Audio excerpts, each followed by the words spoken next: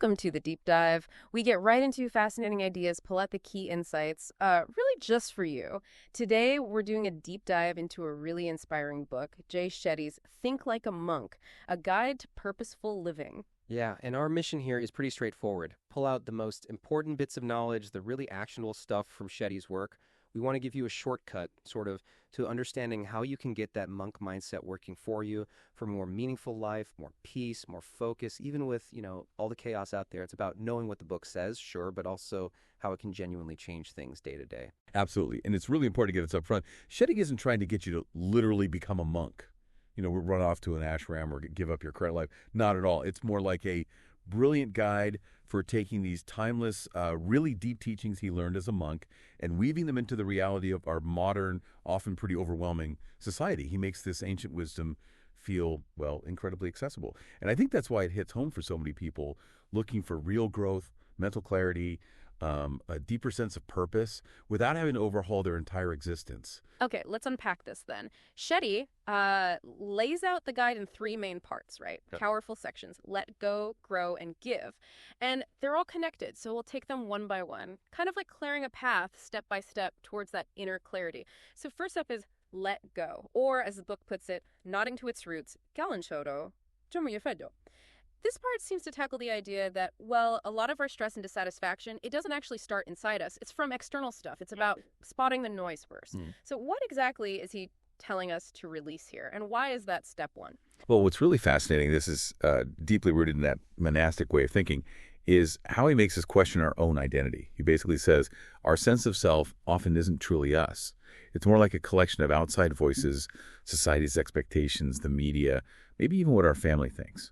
So this section looks at how ego, fear, those external pressures, they build up these internal walls, walls that block us from our real selves. Shetty really focuses on helping us pinpoint our genuine values. That way we can start letting go of those inherited obstacles, not just the obvious personal ones. It's about realizing that true freedom comes from non-attachment, not being tied to needing external validation or specific outcomes. That's a core monk principle. Non-attachment, okay. Yeah, and he also digs into negativity, how pervasive it is. It's not just avoid negative people. It's about getting to the root of our fears, understanding how comparing ourselves wears us down, how jealousy and anxiety just drain us silently. He wants us to face these things, not push them away, but understand them and then consciously let them go. Feel of it like a monk tidying their mind. You can't find peace if your inner space is just, cluttered with junk. That sounds incredibly freeing, like a mental detox almost.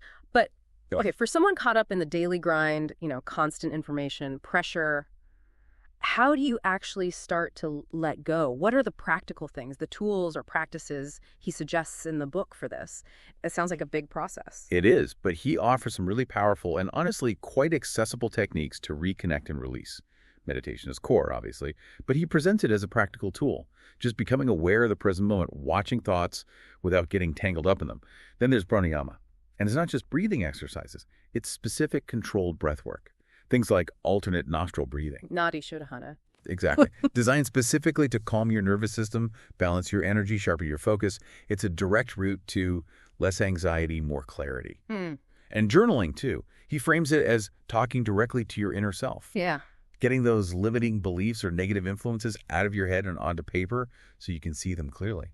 So for you, listening, these are things you can do, daily practices that can bring those aha moments. You start seeing what's really holding you back, feeling less overwhelmed, finding more peace. Okay, so once we've started clearing out some of that noise, that external clutter, Shetty then guides us on what to fill that space with, which brings us neatly to section 2, grow, or banho.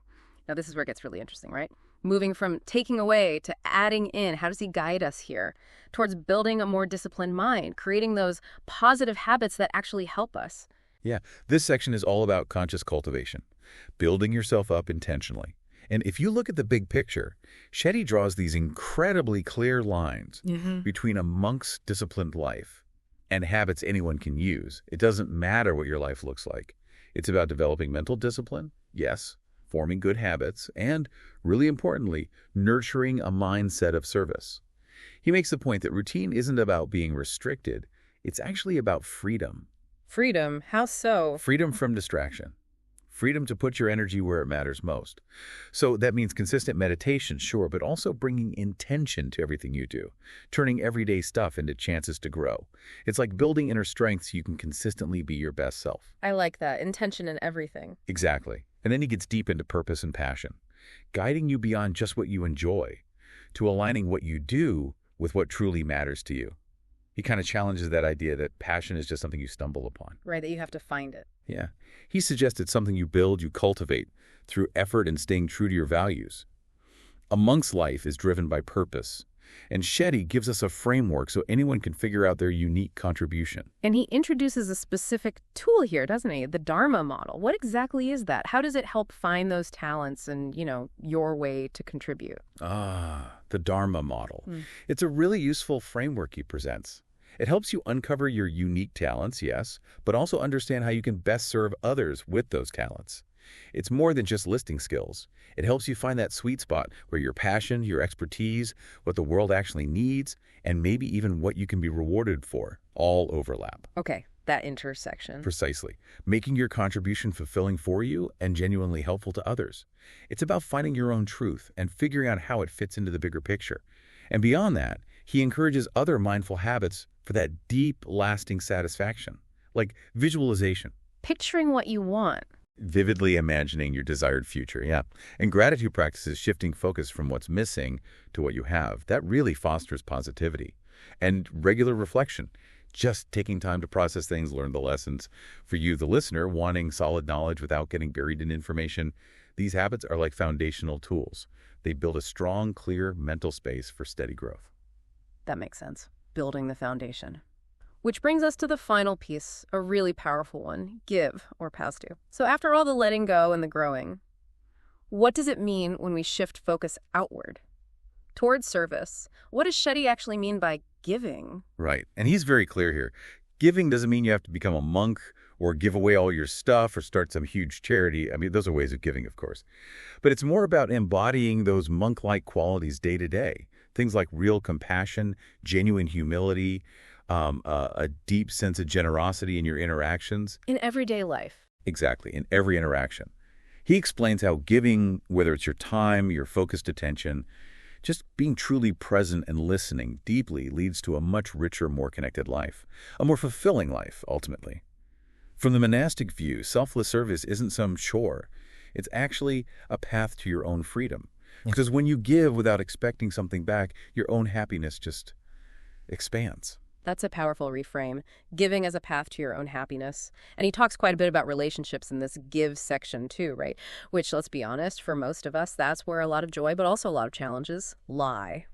What insights does he offer for healthier connections? He really emphasizes conscious communication and practicing deep empathy, really trying to understand the other person's view, and the power of forgiveness. He explains how applying principles like detachment. Detachment in relationships, how does that work? It's not about not caring.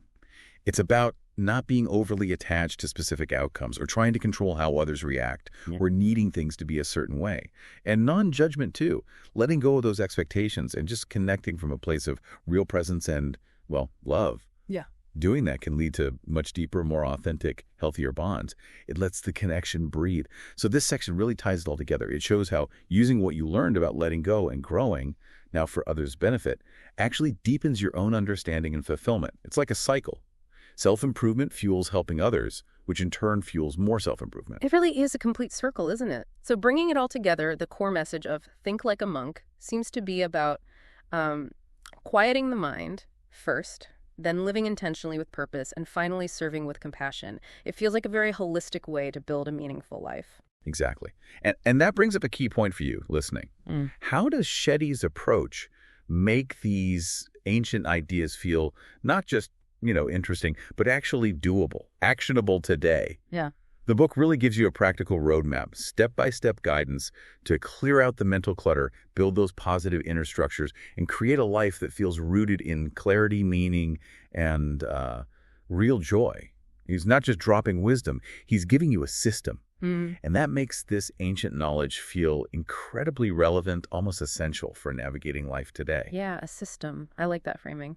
And maybe a good way to visualize it all is like like cleaning out a really messy room. But the room is your mind, your life. First, in let go, you go through everything, identify what's your the stress, the fear, other people's expectations, and you get rid of it. You let it go. Right. Clearing the space. Then grow is like setting up the room properly, bringing in good habits, arranging things thoughtfully, creating an environment for peace and productivity. Building the positive structure. Exactly. And finally, give is like opening up that clean, calm, organized space to others, sharing that harmony, which benefits them and deepens your own sense of purpose and connection. That's a great analogy. It really captures the flow. So this deep dive into Think Like a Monk, it really offers practical things you can actually do, ways to grow personally, find mental clarity, build emotional resilience, all in a very grounded way. So as you go about your day, maybe reflect on this. Which of those 3 stages, let go, grow, or give, feels like the most important one for you to focus on right now? Where do you need to put your energy to bring more purpose, more peace into your own daily rhythm? How could starting with even one small monk-like principle, maybe just for 5 minutes, how could that begin to change things for you? Thanks for joining us for this deep dive.